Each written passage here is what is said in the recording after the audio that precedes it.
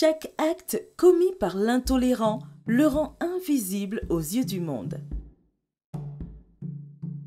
Le buffle, muni de son chasse-mouche magique, fait disparaître à l'aide d'un sort tous ceux qui, par mégarde, violaient sa propriété.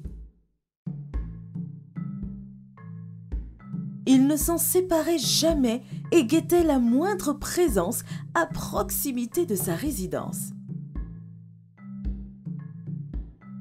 Il était aidé par la hyène qui l'alertait lorsqu'un intrus s'introduisait dans sa propriété.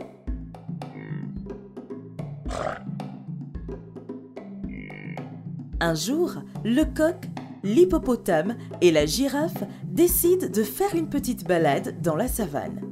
C'était une magnifique journée et ils voulaient en profiter. Mais par imprudence, ils s'étaient aventurés trop loin dans la propriété du buffle. Celui-ci était à l'affût. Tout d'un coup, le coq, l'hippopotame et la girafe disparurent. Ceux-ci se retrouvèrent instantanément dans un endroit étrange. Ils étaient en chute libre dans le néant et cette chute leur paraissait interminable. Ils trouvèrent cela plutôt amusant.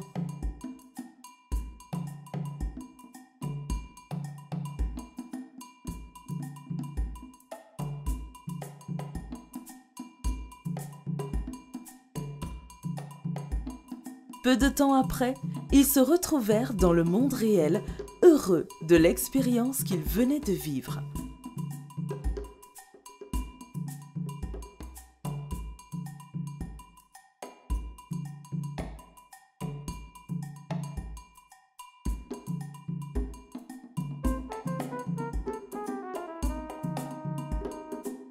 Un peu plus tard, la tortue passait par là pendant que le buffle était occupé à prendre son repas.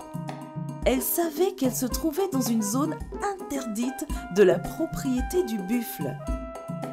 Avec lenteur et discrétion, elle avait presque franchi la zone dangereuse lorsqu'elle fut repérée par la hyène. Celle-ci alerta le buffle qui accourut aussitôt.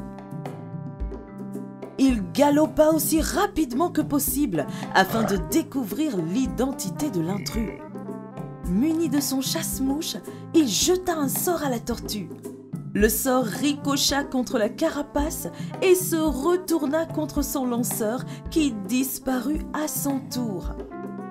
Le buffle se retrouva également instantanément dans cet étrange endroit.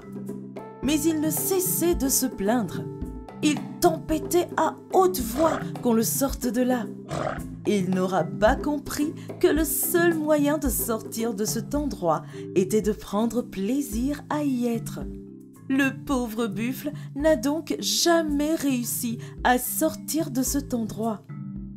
Dans le monde réel, les autres animaux avaient remarqué sa disparition depuis plusieurs jours, mais nul ne semblait s'en soucier.